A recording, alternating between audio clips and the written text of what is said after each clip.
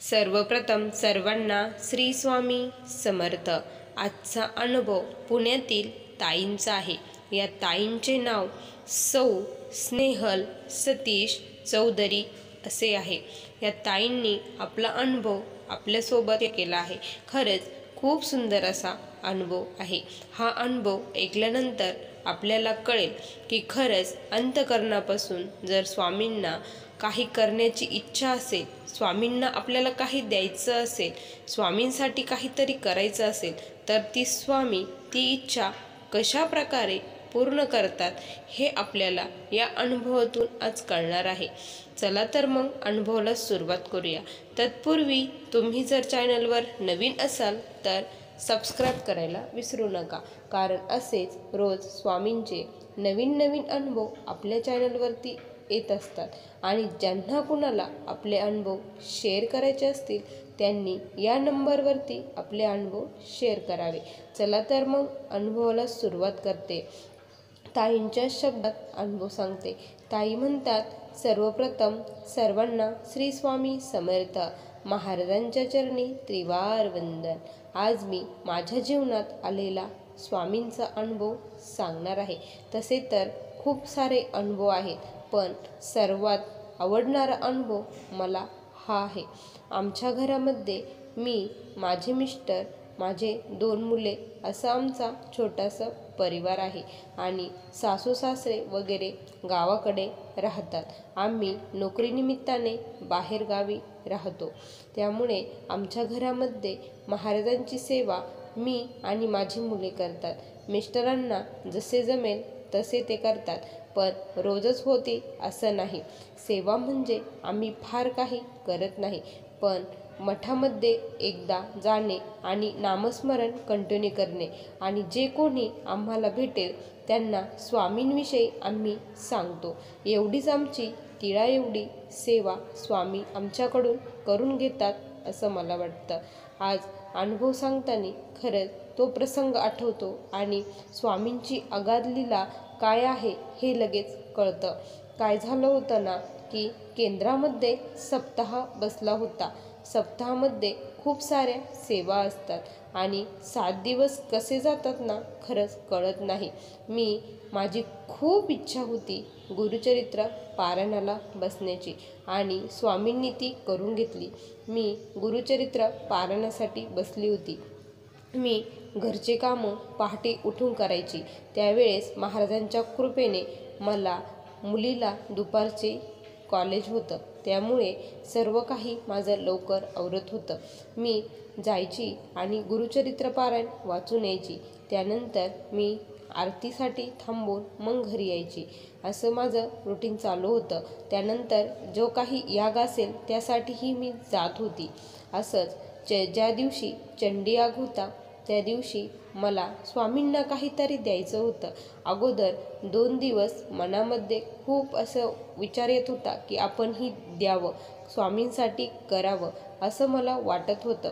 स्वामी आपल्यासाठी एवढं करतात तर स्वामींसाठी आपण काहीतरी केलं पाहिजे असं मनात वाटत होतं आणि मी ते करण्याचं ठरवलं। आणि चला म्हटलं, आता चंडी यागानिमित्त मठात स्वामींना आदिस्वरूप देण्यात येईल, स्वामींना सर्व काही हिरवं घालण्यात येईल। मग आता काय करावं तर सुचेना। त्याच वेळेस विचार आला की आता स्वामींसाठी आपल्याला हिरवे वस्त्र शिवायचे आहे।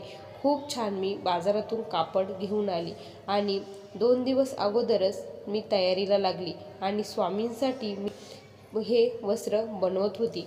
त्यावेळेस काय झालं ना की मी माझी जेवढी मेहनत देता येईल, माझे जेवढं कौशल्य असेल तेवढं मी त्यात देण्याचा प्रयत्न केला आणि स्वामींच्या फ्रेमला जे येणार तेच तेवढ्या मापाचं मी करेक्ट बनवलं।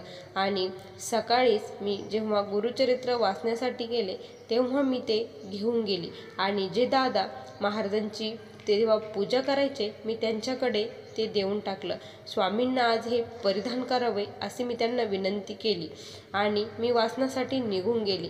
पण त्या दादांच्या लक्षात राहिलं नाही वाटतं। त्यांनी ते वस्त्र स्वामींना परिधान न करता दुसरेच वस्त्र स्वामींना घातले आणि मी जेव्हा वाचून आली स्वामींकडे बघितलं तेव्हा मला खूप वाईट वाटलं की यांनी असं का केलं. स्वामींना कदाचित माझं आवडलं नाही असं मनात वाटलं. रडू येऊ लागलं. स्वामी असं का केलं. मला तुम्हाला त्या वस्त्रामध्ये बघण्याची खूप इच्छा होती. स्वामी मला त्याच्यात तुम्हाला बघायचं होतं. तुम्ही असं नव्हतं करायचं.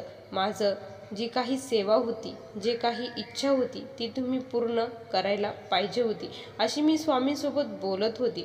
स्वामींकडे बघत होती. तेवढ्यात आठची आरती चालू झाली आणि मी पूर्ण आरतीमध्ये रडत होती आणि स्वामींकडे बघत होती.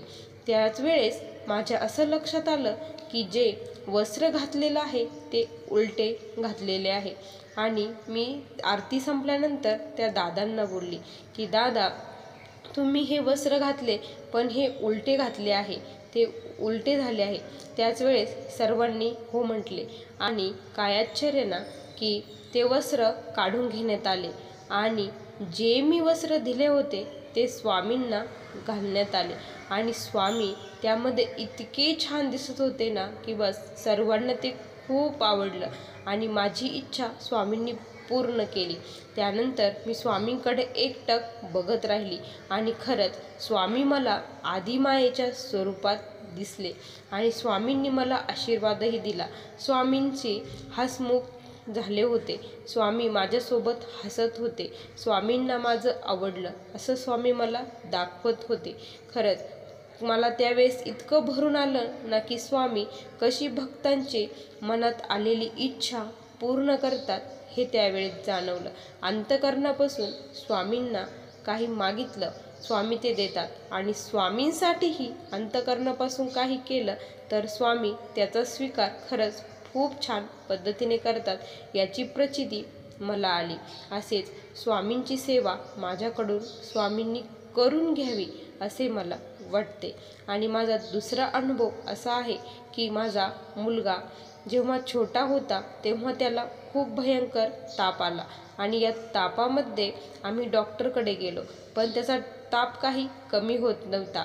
मी स्वामींना विनंती केली. त्यानंतर मी त्याला तारक मंत्राचं तीर्थ बनवून दिलं.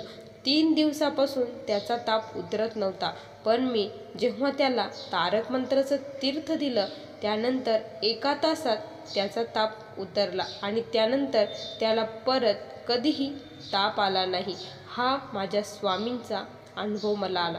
अगाध अशी लीला या स्वामींची आहे. खरंच मंत्रात स्तोत्रात खूप ताकद आहे. फक्त श्रद्धेने करा. असे माझे छोटेसे अनुभव होते. श्री स्वामी समर्थ.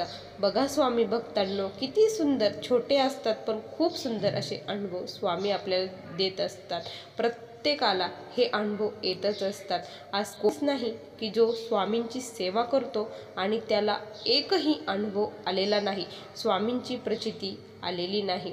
नवे जे सेवेकरी असतात त्यांना तर स्वामी खूप लवकर अनुभव देत असतात. चला तर मग तुम्हाला हा अनुभव कसा वाटला नक्की कमेंटमध्ये कळवा. पुन्हा भेटूया अशा सुंदर अनुभवासोबत.